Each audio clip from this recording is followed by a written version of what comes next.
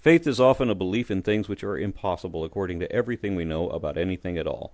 The belief is sacred, meaning that it is never to be questioned or critically examined, but must be believed no matter what. Skeptical inquiry is strictly forbidden, and apologetics exists only to obligately rationalize away any criticisms so that they may be dismissed without consideration. In other words, faith assumes its own conclusions, believes impossible things without reason, and defends those beliefs against all reason to the contrary. So it can't help but be wrong to some degree to start with, and any errors won't even be acknowledged, much less sought out or corrected.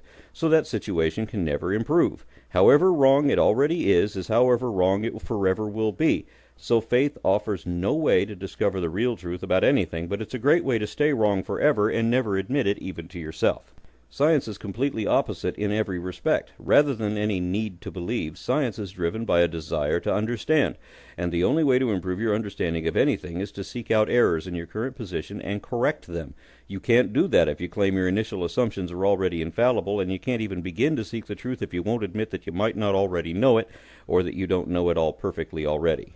While scientists themselves may be religious men of many different faiths, their methodology was designed to be the antithesis of faith, because it requires that all assumptions be questioned, that all proposed explanations be based on demonstrable evidence, and that all hypotheses must be testable and potentially falsifiable.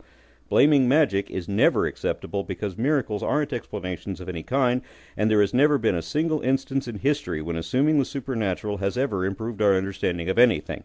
In fact, such excuses have only ever impeded our attempts at discovery. This is one of many reasons why science depends on methodological naturalism, because unlike religion, science demands some way to determine whose explanations are the more accurate and which changes would actually be corrections. Science is a self-correcting process which changes constantly because it's always improving. Only accurate information has practical application, so it doesn't matter what you want to believe. All that matters is why we should believe it too, and how accurate your perception can be shown to be.